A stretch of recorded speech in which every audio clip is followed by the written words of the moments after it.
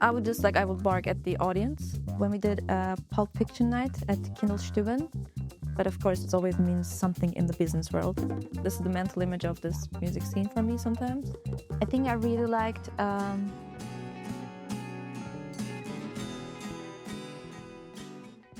Today I'm sitting here with Deray from Istanbul. She's based in Berlin and she just released her first EP last February. The EP was called, or is called, Forget Most, Remember Some. You can listen to that on Spotify. And today we're going to talk about Berlin, as always, about music, about food, and about Deray, obviously. To combine those two things, what kind of food would suit the mood of this song you just played for us? That's a great question to be asked in a kitchen, first of all. I would say like cold pizza. Do you mean like frozen pizza? Or... No, I'm saying cold pizza, like leftover pizza. Okay. Yes. Because it's great. Pizza is great all the time. Yes. And cold pizza is eatable, but not as amazing when it was fresh. So it's like maybe the song is about letting some stuff go. Eating the cold pizza, or you're deciding to... You would eat the cold pizza, knowing it wouldn't be as good as the fresh pizza. Yeah. Yes. It's better than no pizza. Yes, exactly. Okay. Mm-hmm. Yeah, so you made an EP. Yes. With 4, 5, 6 songs, right? 6 songs, with 1 instrumental. Yeah, we recorded at the famous Gold Watch with Bob Spencer as the producer and David Stewart Ingleton as the co-producer. And we did the arrangements with Daniel Reed and Sebastian Hoch and David. Yeah, it's a nice, good old country album, EP. Yeah, and I'm really glad it's done. It's a finished project now because now I feel like I'm free to do new stuff and move on in the future. How do you approach songwriting? Like, how do you make an EP?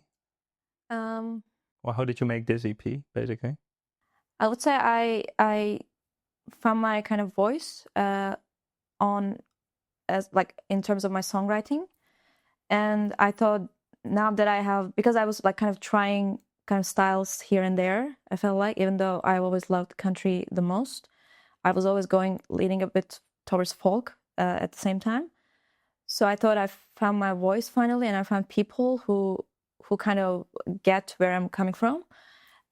So then I think when I have the songs and right people, and I had consistency with the songs, then I thought it was like I wanted to do this and start off like that.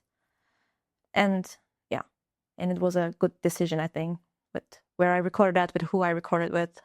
Do you write the songs like, is that like you sit at home with a guitar or like what's the vibe there? Like, do you write lyrics first? Do you write melodies first, or are you like chord based? I think I'm doing it both at the same time. So it's always kind of like singing my thoughts and hoping some stuff would come out, and then it becomes rhymes and songs. So I don't have a process per se, because I think if I had a process, I would have written more songs. But they just come, and they usually come as like a channel that I can release some emotion or something. Yeah. Okay. Yeah, nice. You've been in Berlin for like 3 years, you said? And does like Berlin as a city influence the way your music sounds? I think the city has a vibe that make you feel like you can be anyone, you can do anything. You know, I think it's encouraging. But I think the music scene that we're in, this kind of like little niche, like folk music scene, I would say inspired me a lot, because there's like great musicians there, and I think it kind of like pushes you into creating more and like releasing more. I think before I moved here, I wouldn't call myself like a musician. You know, I wouldn't say this would be my identity for most. But after here and being more and more into this and see how much people actually make something out of themselves, yeah, that encouraged me, I would say. Were you already making music in Istanbul? I was making music. I did like an exchange year in Cologne, and there I started doing open mics in like 2017, and started writing my own songs. But I was always in like high school bands and stuff. But all those were like covers, you know, those were not my music. And then afterwards, it wasn't my sound, and I wasn't like not a great singer, but I was a bad singer, to be honest. So I had to like work a lot to make those a bit better and more presentable, I think. Covers. So what is your favorite cover song? Do you still cover songs like at your gigs or? Yeah, I do. I do a lot of Towns Van Zandt covers. I think I'll be here in the morning, and Blaze Foley's "If I Could Only Fly" are my favorites. But now I'm trying to do more Turkish songs, Turkish covers. I'm trying to do Turkish folk songs and stuff. Okay, that's interesting. And so about Berlin, like what are for you the pros and cons of being a musician here? Um, I would say it's hard to live off from music, but frankly, I've never like give it a real shot at it. But I could see some of my friends like trying and trying really hard to make that happen. And sometimes it can be, I think, like it can be motivating, but it can be demotivating seeing people who are doing this much longer than you and great at what they're doing, like still kind of like fighting off to get gigs, and so you have to do everything yourself. And I think Berlin is now the venues are getting like less and less, and they're not getting paid as much. So I think, yeah, there's a lot of artists. It's a very creative city, and sometimes I think the city takes advantage of that. That's my impression. Bit of saturation, Yeah. maybe. Yeah. Hmm. Do you plan to play outside of Berlin as well?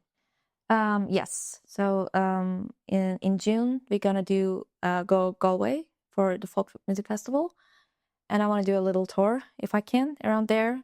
And I think my main goal is always to play outside of Berlin and to become like a touring musician somehow, and kind of like meet strangers and share the music with strangers. Yeah. How do you define your like success as an independent artist? Is that like the amount of streams your EP will get, or the amount of people that come to a show? How does it work for you? I think it's hard to like put a cap on that because yes, streams define you when you're applying to get gigs because people who don't know you, uh, I think won't give it a shot to you if you don't have like high streams sometimes. But here I've seen a lot of like very empty gigs from like amazing musicians. I've seen amazing musicians having like no streams or very little streams. And for me, I would like maybe judge myself harshly, but then I look at those people who are amazing, and I'm just like, that doesn't mean anything actually. But of course, it always means something in the business world, but not in terms of music and art, I'd say. Yeah. Yeah. But you would want to make your living from music, like ideally, or how do you view that? I think if it's gonna make me grow like resentful to music, then no, and that wouldn't be my like priority to make that happen. And if it's organically happens, and if I need to push a bit more, then yes. But right now, it's not a plan, I think. Okay. Yeah. And like in the 3 years you've been here, what's your favorite musical experience you've had as an artist? So like playing gigs or seeing someone play, or is there anything that stood out for you? I think I really liked when we did a Pulp Fiction night at Kindelstuben, and we reenacted the scenes and we played the whole soundtrack together. It was such a fun night, and it was like packed, and I really felt like, part of a group and like family in a way. Yeah. Hmm. Yeah, because speaking about films, you have your own sessions, I would say. The Armchair Boogie, it's called. Yes. So what's the idea behind it? Can you tell a bit more about the Armchair Boogie? Yeah, the Armchairboogie is actually started out as like an idealistic, I would say, um, a wish, I'd say, because as I said before, this like very talented musicians are not getting paid enough. So I wanted to create this like little community where we can have where we can just enjoy movies, because I don't think we have lots of movie nights in our like little niche scene. And I wanted because I like movies, I want to do a movie night, but I wanted this movie night to serve to the musicians and to support them. And what we do is we just gather around, we just pick a movie, and this movie usually a movie about maybe about a musician, or it's with a great soundtrack or anything. And then we have a musician opening the night for us, and we're kind of gathering donations, and we're giving that to the musician. So it's a way to support the musician because, and it's a way to just do something as a community. And everyone is moving around in Berlin, so I'm away sometimes, and I would love people to host when I'm not there, and just kind of like give and take from the community. So we'll have like a little door for musicians to come when they can be supported. And yeah, I think I need to feel this community vibe because not getting paid by venues is our mutual problem. Yeah. So that was my idea. And soundtrack-wise, because obviously soundtracks are essential for movies, for a lot of movies. Is there like a movie you would love to have made the soundtrack for? What kind of movie would you write a soundtrack for? Okay, that's a great question, actually. I like Wes Anderson movies a lot, and the Royal Tenenbaums soundtrack for me is amazing. But I think in general,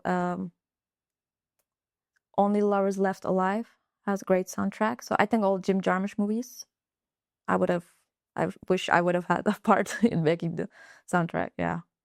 Okay. And how would the soundtrack to like a movie about Berlin sound for you? or about your life in Berlin?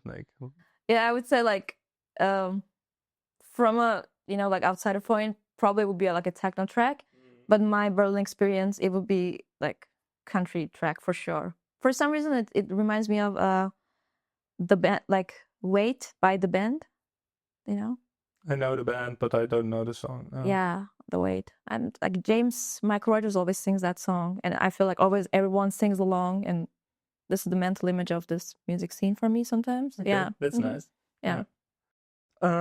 So I've seen a lot of animals on your Instagram. What's the horses, I think, dogs, chickens? What's the thought of that? Because you address people as dogs or as chickens. Like what's happening there? What happening there was okay. It's like I am a bit obsessive about dogs, maybe a little bit. Yeah, and for me, it's my love language too. Like the highest compliment that I can give to people I love are dogs. And yeah, I love dogs and chickens. It's kind of like my band are Deray and the Chickens. Because I don't know there was a joke, and then we realized like Mississippi John Hurt had a song called Chicken, and it was just a funny song. So that came from there. I don't remember when we started calling ourselves the Chickens. There was always a WhatsApp group and always a joke there. Yeah. But farm animals, I really like it. Yeah. That comes hand in hand with country music. It's like some people don't like horses if they're attacked. Yeah. When they're 5 years old. I do recognize that. That hits home. I have a few like short questions that as well. More about Berlin. Do you have like a favorite restaurant here in Berlin? Favorite restaurant? I like 99 Living in Boxy. This vegan tapas place, like Vietnamese tapas place. That's nice. Yeah. Yeah.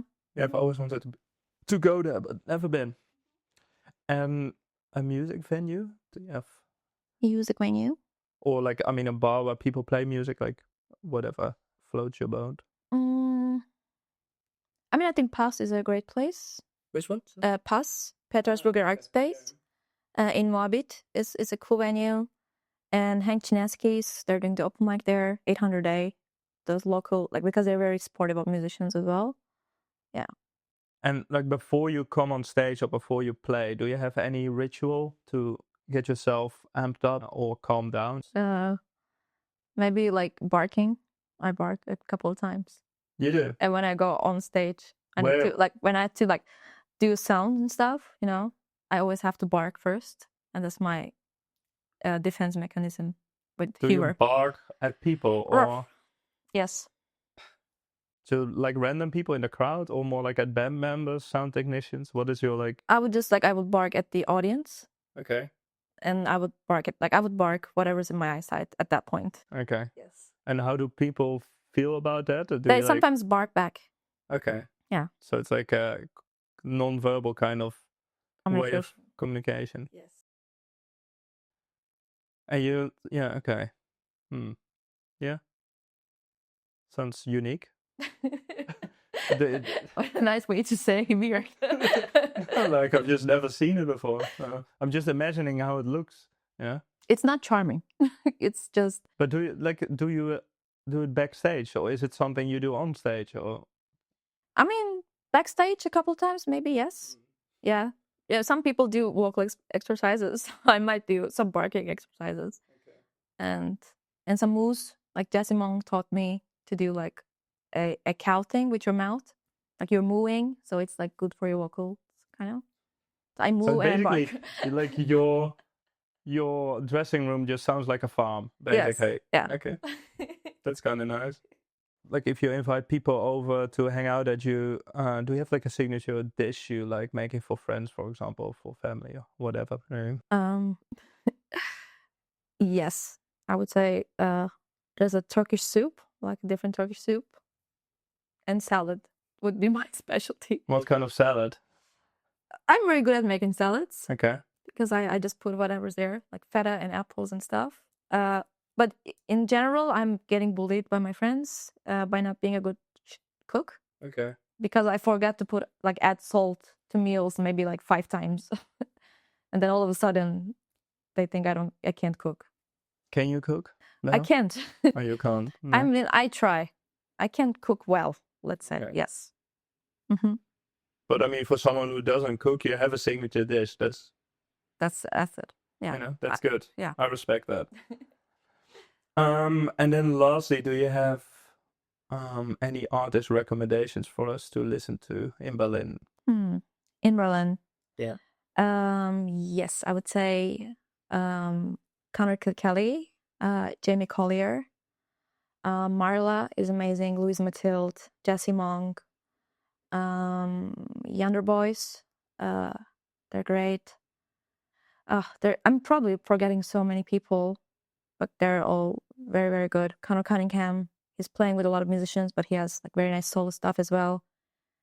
Pete Blutman and all this. Alex Spencer, she's amazing. Yeah, I'd say. Nice. Mm-hmm. So to close off this interview, or like this conversation, if we would have this conversation again next year, what do you think will have happened to you musically, or what are like your kind of short/long-term goals? What is on your to-do list within a year from now? I think I would like to try other genres that I think I would go into a more like jazzy and maybe bossa nova-ish kind of path.